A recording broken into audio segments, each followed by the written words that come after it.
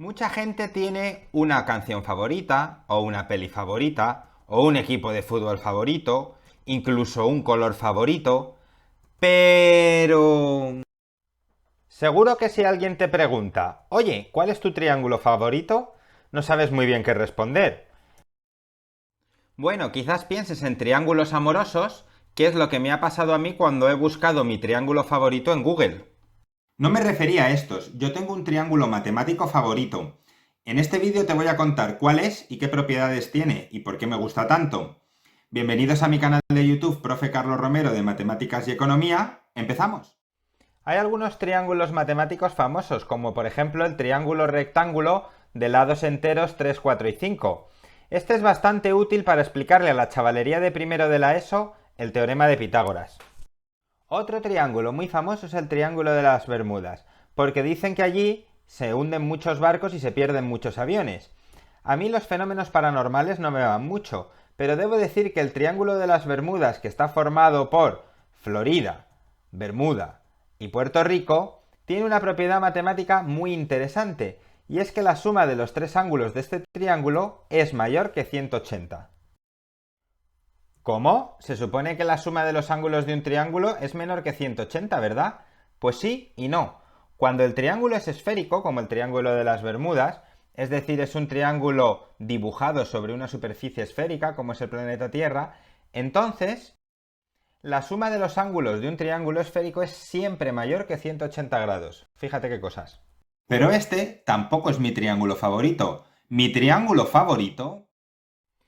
Tiene de lados 13, 14 y 15, y por lo tanto es un triángulo que es acutángulo y escaleno. Vale, muy bien, pero aparte de esto, ¿qué tiene de especial? Para contaros esto, primero os voy a decir cómo lo descubrí, que fue leyendo un libro sobre un matemático del siglo XV italiano llamado Niccolò della Fontana.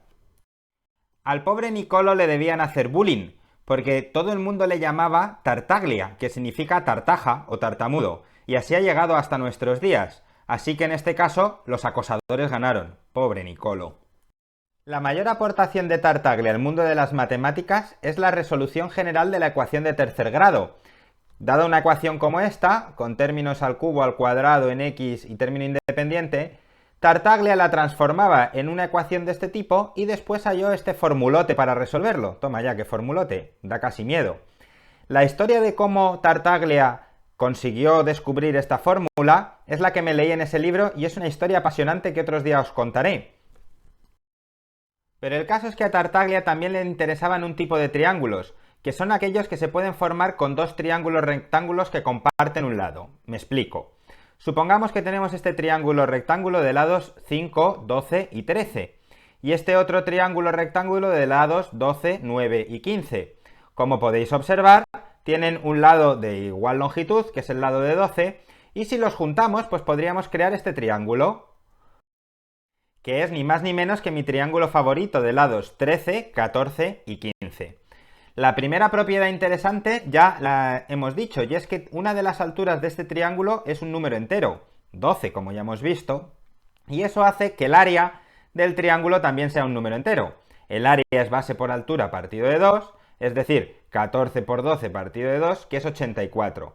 A mí esto ya me gusta porque te permite explicar el área del triángulo sin necesidad de utilizar triángulos rectángulos, pero que el triángulo tenga un área que sea un número un poco normal.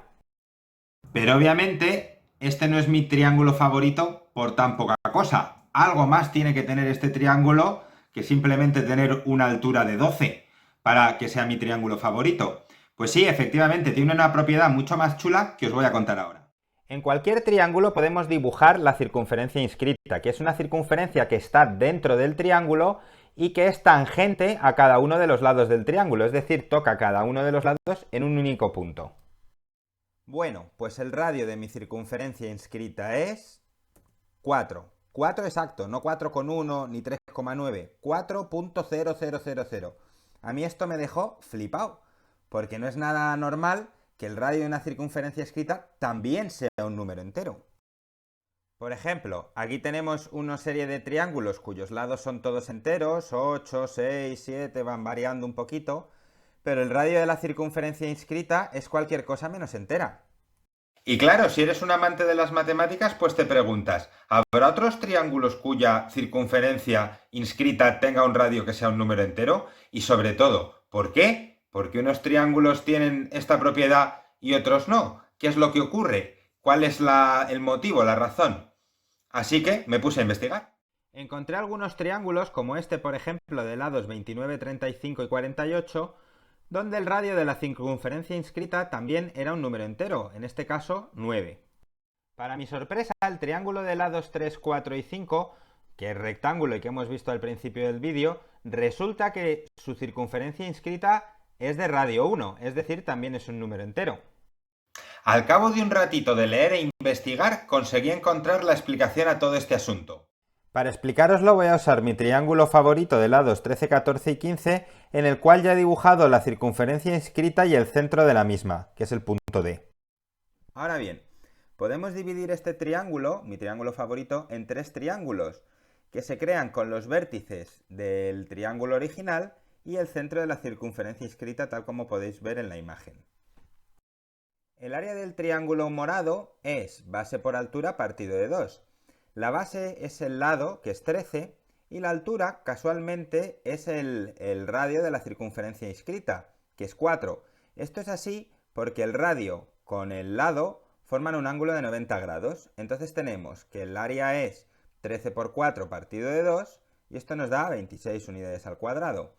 Si repetimos la operación con el siguiente triángulo, tenemos que su área será 14 por 4 partido de 2, donde la base es 14, la altura al 4, y esto da 28 unidades al cuadrado.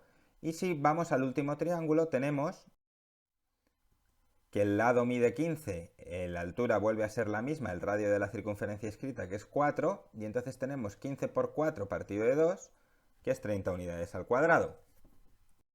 Vamos a ver la imagen completa. El área total del triángulo será 13 por 4 partido de 2, que es el área del triángulo morado, más 14 por 4 partido de 2, que es el área del triángulo naranja, más 15 por 4 partido de 2, que es el área del triángulo verde.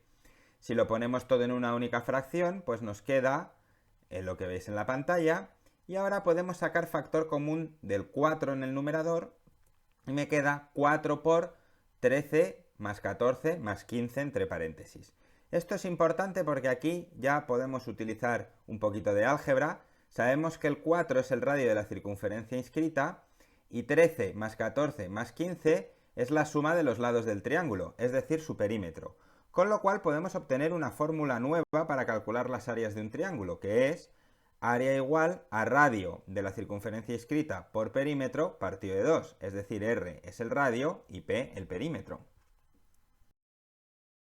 La fórmula anterior la podemos escribir como área igual a R, que es el radio de la circunferencia inscrita, por P medios, que es el semiperímetro, es decir, la mitad del perímetro. Si el perímetro era 13 más 14 más 15, que es 42, entonces el semiperímetro es la mitad, que es 21. Recordemos que en mi triángulo favorito el área era 84. Si despejamos R en la fórmula que os acabo de enseñar, tenemos que R es igual al área partido del semiperímetro, es decir, 84 entre 21, que es 4. Y finalmente concluimos diciendo que si el área es un número entero y el semiperímetro es un divisor del área, entonces el radio de la circunferencia inscrita es un número entero. Y por fin resolví el misterio. En las matemáticas y en concreto en la geometría hay un montón de reglas curiosas como esta, que además no tienen por qué ser muy difíciles. La que hemos visto en este vídeo es bastante elemental, pero a la vez es bonita e interesante. Se puede deducir. Está al alcance de todos. Os animo a que si os pica la curiosidad, investiguéis un poquillo. Y nada más, con esto me despido. Espero que os haya gustado este vídeo y nos vemos en el siguiente. Chao, chao.